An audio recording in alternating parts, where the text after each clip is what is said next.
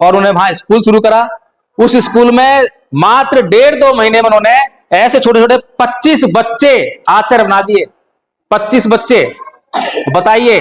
और वो स्कूल जो है बिल्डिंग नहीं है, छप्पर में चल रहा है।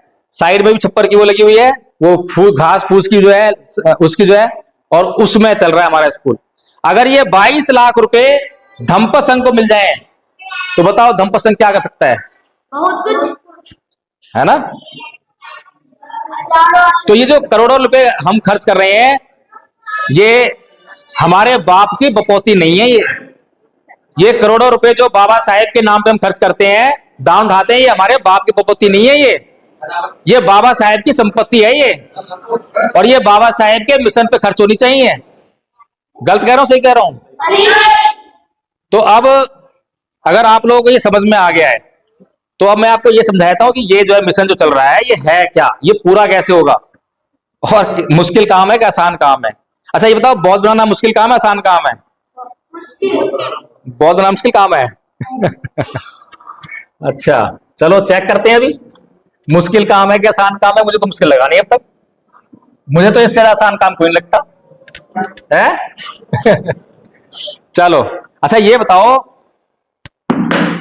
आपके घुटने में अगर दर्द हो रहा हो और मेरे पास आपके घुटने की दर्द की दवा हो, तो मैं आपके पास आऊंगा या आप मेरे पास आओगे? और मैं कहूं ना कहूं, और मैं आपसे कहूं कि पैसे में दूंगा, हाँ भैया पैसे ले ले, ऐसी होगी बात? 10 रुपए की नहीं दूंगा, 100 रुपए की दूंगा, भैया 100 रुपए ले ले, करो नहीं करोगे? इसका मतलब यह है कि हमारी जरूरत की चीज जहां पर भी होती है, जितने भी मिलती है, हम उसको लेकर आते हैं। मजबूरी है ना, सरकार कितनी महंगाई कर दे लेकिन खाना पीना करेंगे, मजबूरी है। तो ऐसे ही ये जो भगवान बुद्ध का धर्म जो है, इसको अब तक हमने समझा ही नहीं कि ये चीज क्या है। ये हमारे समाज की सभी बीमारियों की दवा है। दवा है। दवा कैसे है? क्या कोई भी आदमी ये नहीं चाहता कि उससे कोई भी गाली दे के बात करे? कोई चाहता है क्या? पूरी दुनिया में कोई भी आदमी हो, मुसलमान हो, ईसाई हो, हिंदू हो, कोई नहीं चाहता। कोई नहीं चाहता, सब चाहते हैं ना। कोई नहीं चाहता कि उसका कोई मारपीट करे, कोई नहीं चाहता उसकी हत्या कर दे, कोई नहीं चाहता कि उसकी कोई संपत्ति लूट ले जाए, कोई नहीं चाहता कि उसकी बहन बेटी की तरफ जो है गंदी नजर से देखे, कोई नहीं चाहता झूठ बोले, कोई चाहता है नशा करे। ये सब जो है कोई नहीं चाहते, लेकिन समस्या एक बड़ी गंभीर है। समस्या गंभीर ये है कि हम ये सब जो है दूसरों से चाहते हैं। हम दूसरों से चाहते हैं कि दूसरे ये ना करें, और अपने से कि हम तो ये कर लें, दूसरी संपत्ति भी छीन लें, उसका माल मेरी पॉकेट में आ जाए, है उसकी जमीन खाली पड़ी है कब्जा कर लूं, चलता है ना ये। और गाली मारा खींच के गाली दे रहा है, हम चाह रहे हैं उसके प्रति। तो कुल मिलाकर यह है कि इस समाज को यह समझ में नहीं आ रहा है कि जो मैं दूसरों के प्रति कर रहा हूं वही मुझे लौटकर वापस आ रहा है, वही मुझे लौट के वापस आ रहा है। अब अगर मुझे कोई गाली दे, मुझे कोई गाली दे और मैं उसको पलट के गाली ना दूं तो क्या होगा? अभी क्या चल रहा है? अभी चल रहा है कि किसी ने मुझे गाली दी, इसने मुझे गाली दी और मैंने क्या दिया उसको? 1 2 3 4 5 इतनी गाली दे दी। अब ये क्या करेगा? ये पलट के क्या करेगा? यहां पर लो, है यही हो रहा है। ये ब्राह्मण संस्कृति है ये। अब ये होगी ब्राह्मण संस्कृति, और बौद्ध संस्कृति क्या करी है? 1 0। और जब उसने 1 दी और हमने उसको 0 दिया तो क्या करेगा? अरे ये तो मुझे कुछ दे ही नहीं रहा, ये तो मुझे कुछ दे ही नहीं रहा। जिसको मैं उधार दूंगा वो तो मेरे उधार देगा, जिसको मैं पूछूं ही ना, उधार ही ना दूं, मेरे तो झांकना बंद कर देगा। तो बात खत्म, बात खत्म। तो ये भगवान बुद्ध की नीति है। यहां पर क्या हो रहा है? 1 दी 10 मिली, 10 दी 20 मिली, और बढ़ते बढ़ते चाकू छुरी निकल गए, हत्या हो गई। हत्या हो गई जी, होती नहीं होती? होती है। फिर उसके बाद क्या होता है? एक आदमी मरता है और दोनों तरफ के लोग जेल में। फिर जितनी संपत्ति थी वो वकीलों की जेब में हो गई, और वकीलों की जेब में जाने के बाद भी बचते नहीं है, फिर भी जेल जेल हुई। इतना सब कुछ कैसे हुआ? ब्राह्मण संस्कृति। जिम्मेदार कौन है? ब्राह्मण संस्कृति। अब हमारे बच्चे को हम क्या सिखाते हैं? ईंट का जवाब पत्थर से दियो, सुन के मत आइयो, किसी की सुन के मत आइयो। अब बच्चा चला गया बाहर, परीक्षा देने जा रहा था, 4 लोग मिल गए, किसी बात पे कुछ हो गई, उन्होंने कुछ कह दी। अब सहन तो होती नहीं है, कोई सिखाए उसको या सीखा ही उसने, ये बचपन से ही सीखा है, अपने घर में, परिवार में, रिश्तेदार में और अड़ोस में, पड़ोस में, सब जगह ये सीखा। तो सीख मतलब कभी झेल के मत आइयो, कुछ सहन करियो मत, और 1 की 4 कहियो। उसने भी कह दी वहीं पे, जो 1 की 4 लोग थे, वो पिटाई कर दी उसकी, चाकू छुरी थी वो मार दिया, बंदूक थी गोली चला दी, मर गया बेचारा। हमारा बच्चा कैसे मरा? कौन जिम्मेदार है उसके लिए? क्या हम चाहते थे कि हमारा बच्चा मरे? बताओ मुझे, कैसे मरा हमारा बच्चा? उसके लिए कौन दोषी है? किसने मारा हमारे बच्चे को? ब्राह्मण संस्कृति ने मारा है हमारे बच्चे को। तो हम ऐसी संस्कृति जो हमारा नुकसान कर रही है, उसे हम चाहेंगे क्या? दुनिया में केवल और केवल बौद्ध संस्कृति ऐसी है, बुद्ध का धम्म ऐसा है जो पूरी दुनिया में फैला, लेकिन एक बूंद रक्त की नहीं बही है। कभी बही है क्या? कभी नहीं बही है। जब हमारे महापुरुष अपना सच्चा आंदोलन करते हैं तो एक बूंद रक्त की नहीं बहती है और चारों तरफ खुशहाली खुशहाली बहती है। लेकिन दुनिया में कोई ऐसा धर्म नहीं है दूसरा जो है जिसने अपना प्रचार किया हो और हिंसा का सहारा ना लिया हो। देख रहे हो ना, आज हिंदू लोग हिंदू राष्ट्र बना रहे हैं, कैसे बना रहे हैं? बोल जय श्री राम, बोल जय श्री राम है। कभी गौरक्षा के नाम पे मार रहे हैं, कभी कुछ मार रहे हैं, और मुसलमानों जिहाद करते हैं, तालिबान आपके सामने दिखाई दे रहा है, हिंसा ही हिंसा। तो भगवान बुद्ध का धर्म जो है कभी भी कलंकित धर्म नहीं है, इतिहास गौरवशाली है, पूरा इतिहास गौरव से भरा पड़ा है। और सबसे बड़ी बात क्या है कि मुसलमानों के दर्द की दवा भी भगवान बुद्ध के पास है। पूरी दुनिया आज युद्ध की अग्नि से जल रही है, पूरी दुनिया आज जो है भगवान बुद्ध की तरफ देख रही है। भगवान बुद्ध चाहिए आज दुनिया को। तो इसलिए जो है मैं आप लोगों से यही कहना चाहता हूं कि ये जो धर्म का काम करना जो है बड़ा आसान काम है, लेकिन उसकी सिर्फ एक ही कसौटी है, एक ही तरीका है कि वो हमें करना आना चाहिए। हमारे ये आचार्य हैं, ये आचार्यों को ये काम करना आ गया, इनको शांति रखनी आ गई, धैर्य रखना आ गया।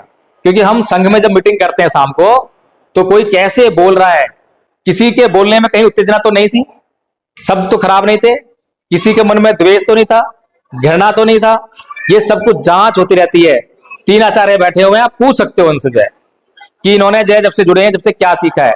आचार्य प्रवीण जी बैठे हैं, ये आपको बता रहे थे अभी कि जुड़ने से पहले क्या थे और जुड़ने के बाद जो कितना परिवर्तन हुआ है।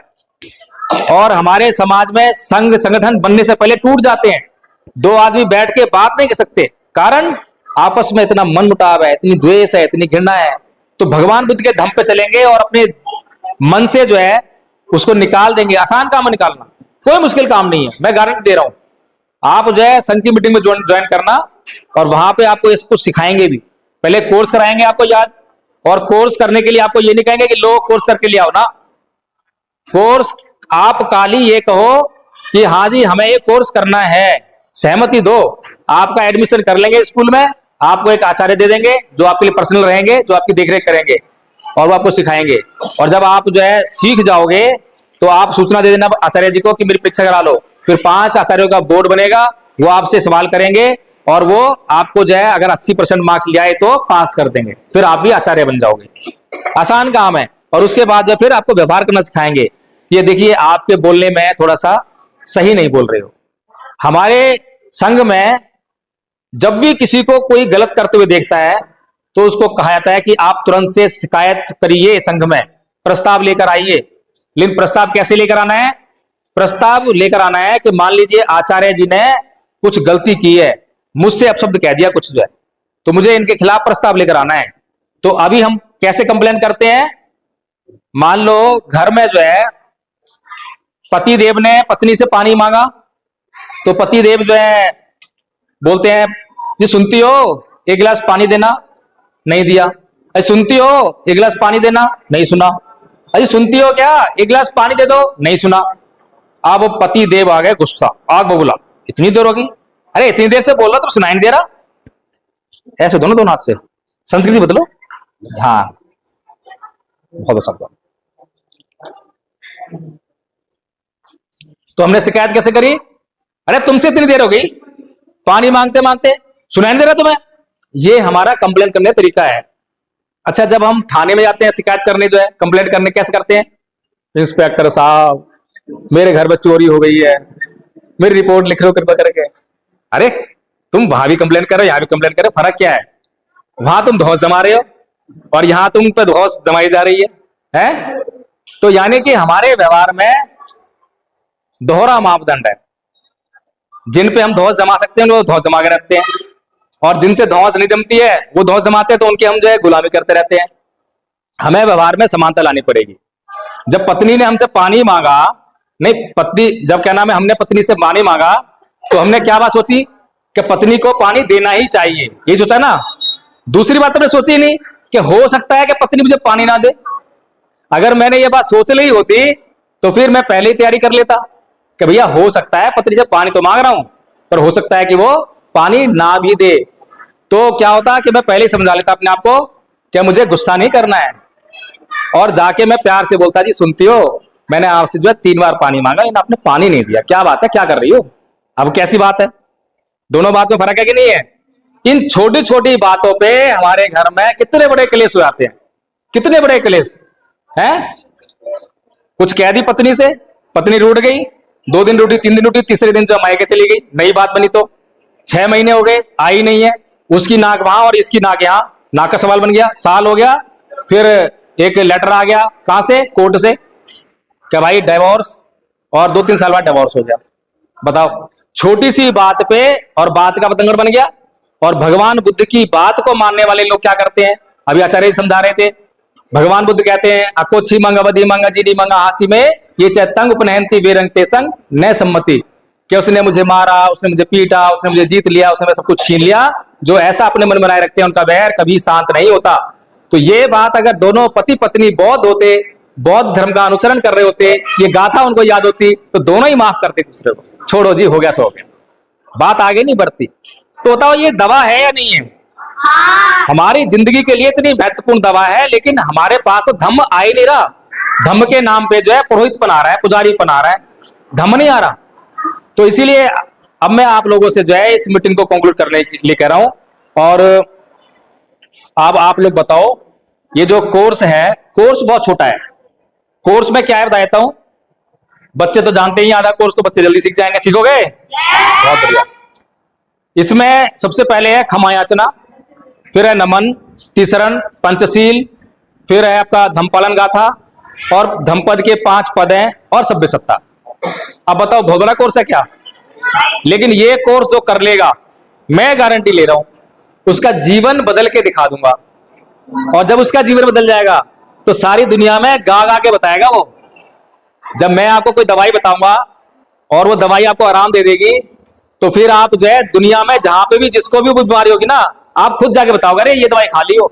ना तो कंपनी ने पैसा दिया आपको, ना मैंने कहा कि प्रचार करने के लिए, अपने आप खुद ही पढ़ रहे हो ना। तो दवा खाने के बाद उसका प्रचार ऐसे ही होता है। तो केवल भगवान बुद्ध का धर्म है जो दवा है, और ये दवा खा ली तो इसका प्रचार अपने आप होने लग जाएगा, क्योंकि दवा बड़ी गुणकारी है, बड़ी लाभदायक है। तो इसका कोर्स करने के लिए कौन कौन राजी है ये बताओ। अरे वाह वाह, आप लोग नहीं करोगे? करोगे करोगे करोगे। तो ठीक है, फिर आपके ही गांव से हमारे आचार्य प्रवीण जी हैं, तो इनके माध्यम से आप लोग गूगल मीट पे जुड़ोगे। गूगल मीट का लिंक अभी मिल जाएगा आपको, जो है अभी जुड़ सकते हो जब आपके पास टाइम हो। और एक अच्छी बात, हमने जो है अभी, क्योंकि हमारे पास साधन संसाधन कम है, पैसे नहीं है, तो हमने अभी जो है गूगल मीट पर ही एजुकेशन डिपार्टमेंट शुरू करा है। उस एजुकेशन डिपार्टमेंट में हमने क्या सोचा, क्योंकि देखो हमारे जो बच्चे आचार्य हैं जिन्होंने कोर्स कर लिया, तो कहीं वो शिक्षा के मामले में पीछे न रह जाए। अब जिनको नौकरियां मिलती हैं आरक्षण से, वो लोग तो समाज का भला करते नहीं है, उनसे दान मांगने जाओ दान भी नहीं मिलता उनसे, जो है ना। तो इससे बढ़िया है कि जो मिशन मूवमेंट के जो बच्चे हैं वही आगे चलकर नौकरियों पर आए, वो समाज को समझेंगे तो वो समाज को आगे बढ़ा लेंगे। इसलिए हमने शिक्षा विभाग शुरू करा है। ऑनलाइन जैसे हमारे ये बच्चे बन गए, तो इनको हम जो ये देखेंगे कि हमारा बच्चा क्या कर रहा है, पढ़ाई कर रहा है या कुछ और कर रहा है, क्योंकि माँ बाप भी सुनता नहीं है बच्चा कई बार। लेकिन यहाँ आदरणीय है और आचार्य का व्यवहार, आचार्य बन गई, लेवलिटी आ गई है, तो वो वहां सुनने लगता है। तो इसीलिए हमने वो शुरू कर दिया, और वहां पे हम इंग्लिश, मैथ्स, इसकी कोचिंग भी देते हैं। इसके आगे चल के थोड़ा कंपटीशन की जैसे जैसे ग्रो करेंगे वैसे वैसे और भी सारी व्यवस्थाएं होने वाली हैं। और सबसे बड़ी बात क्या है, आपको मैं बताता हूं, इस संघ का मालिक कौन है, किसी को मालूम है? ये धम्पत संघ का मालिक कौन है, मालूम है किसी को? नहीं मालूम? अच्छी बात है। इस धम्पत संघ का हर वो आदमी मालिक है, हर वो सदस्य मालिक है जो इस धम्पत संघ के लक्ष्य को अपना लक्ष्य बना लेता है। सिंपल सी बात है, कोई मालिक नहीं है, कोई संस्थापक होगा, लेकिन मालिक तो मैं हूं, क्योंकि मैंने ये लक्ष्य मेरा है, क्योंकि ये लक्ष्य बाबा साहेब ने मुझे दिया है। तो जिसने अपना लक्ष्य बना लिया वही धम्पत संघ का मालिक है। फिर दूसरी बात, इस कोर्स को करने के लिए फीस भी देनी पड़ती है।